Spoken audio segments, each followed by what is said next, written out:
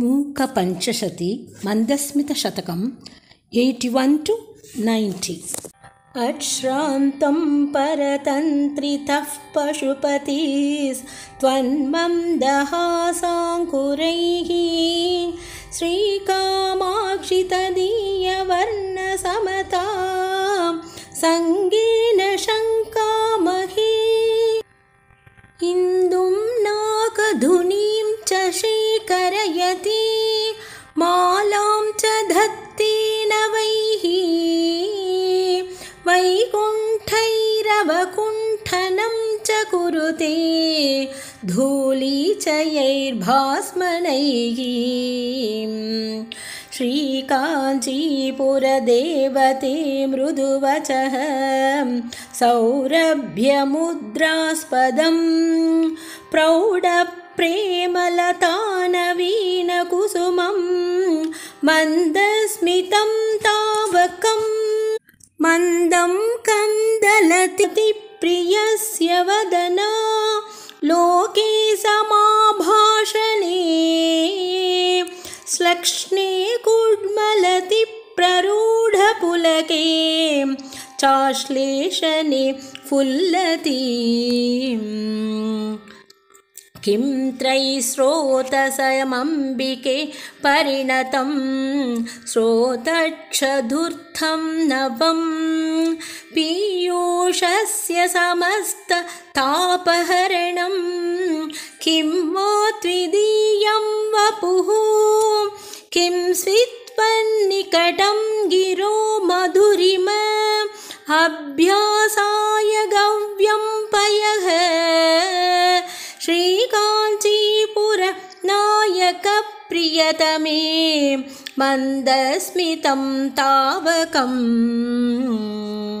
भूषावक्त्रसरोरुहस्य सगजा वाचां सखी शाश्वती नीवी विभ्रमसंततेः पशुपतेः सौदीदृशां पारणां जीवातुर्मदनश्रियः शशिरुचेः उच्चाटनी देवता श्रीकामाक्षि गिरामभूमिमयते हासप्रभा मञ्जरी।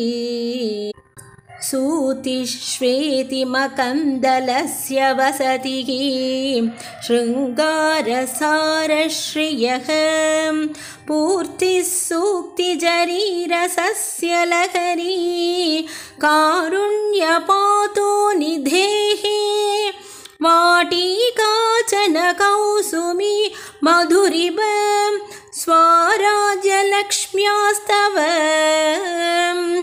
श्रीकामाक्षि ममास्तु मङ्गलकरी हासप्रभा चातुरी। जन्तूनां जनिदुःखमृत्युलहरी सन्तापनं कृन्ततः प्रौढानुग्रह पूर्णशीतलरुचः नित्योदयं बिभ्रतः श्रीकामाक्षि विसृत्वरा इव करा हासाङ्कुरास्ते हठात् आलोकेन निहन्युरं दतमसगं स्तोमस्य मे सन्ततिम्।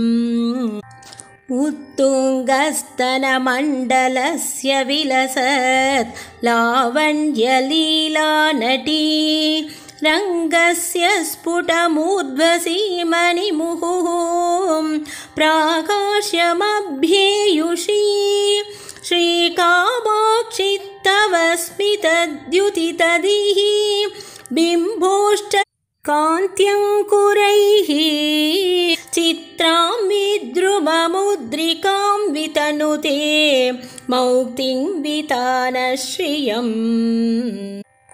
स्वाभाव्यात् तव वक्त्रमेव ललितं सन्तोषसम्पादनं शम्भोः किं पुनरञ्चितस्मितरुचः पाण्डित्यपात्रीकृतम् अम्भोजं स्वत एव सर्वजगतां चक्षुप्रियं भावुकम् कामाक्षि स्फुरिते शरद्विकसिते कीदृग्विधं भ्राजते पुंभिर्निर्मलमानसैर्विदधते मैत्रीं दृढं निर्मलं लब्ध्वा कर्मलयं च निर्मलतमां कीर्तिं लभन्ते तरां सूक्तिं पक्ष्मलयं ति निर्मलतमां